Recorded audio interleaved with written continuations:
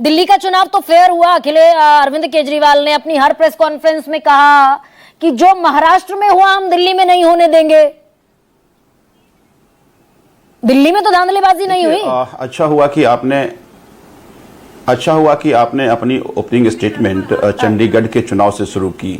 और चंडीगढ़ का चुनाव बहुत छोटा चुनाव था और उस चुनाव में किस तरह से उसको कॉम्प्रोमाइज करने की कोशिश की, वो उदाहरण था कि किस तरह से पूरे चुनावी प्रक्रिया में बीजेपी इस इंस्टीट्यूशन को कॉम्प्रोमाइज करती है और चुनाव को कॉम्प्रोमाइज करती है।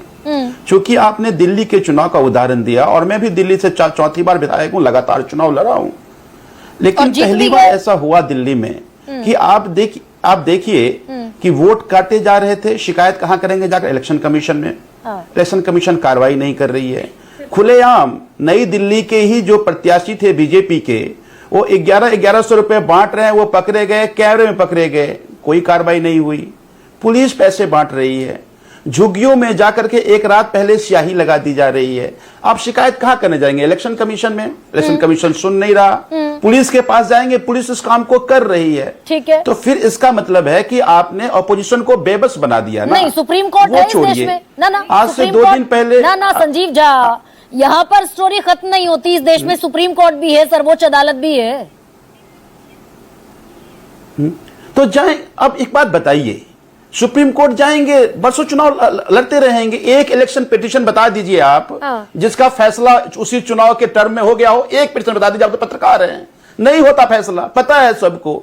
मैं दूसरा एग्जांपल देता हूं आपको, गुजरात का। अभी विशाखापट्टनम में चुनाव चल रहा था 2 दिन पहले, 4 बजे वेबकास्ट बंद हो गया। हम इलेक्शन कमीशन में शिकायत कर रहे हैं, कोई सुनने वाला नहीं है।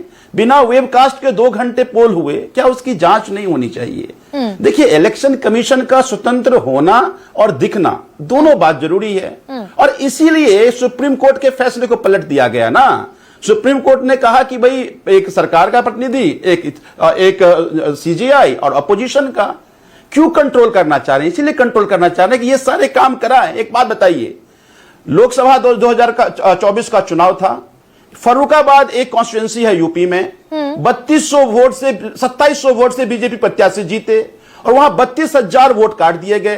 और वो वोट खास कम्युनिटी के, कास्ट के काट दिए गए, चूंकि माना जाता था कि वो उनके वोटर हैं। नहीं, दिल्ली में तो दिल्ली से सवाल शुरू किया था मैंने, संजीव झा। ना एक सेकंड, आप चले गए कहीं और। मैंने तो दिल्ली से सवाल शुरू किया था। अरविंद केजरीवाल चुनाव आयोग के दफ्तर पहुंचे थे, चुनाव आयोग ने सेटिस्फैक्टरी जवाब देकर अरविंद केजरीवाल को वापस भेजा था और आपने हर प्रेस कॉन्फ्रेंस में दावा किया जो महाराष्ट्र में हुआ हम दिल्ली में नहीं होने देंगे। देखिए, चुनाव मैनेजमेंट के अलग अलग तरीके हैं। एक तरीके तो ये थे कि पहले वोट काटे जाते हैं और वोट बनाए जाते हैं, और हमने उदाहरण दिया।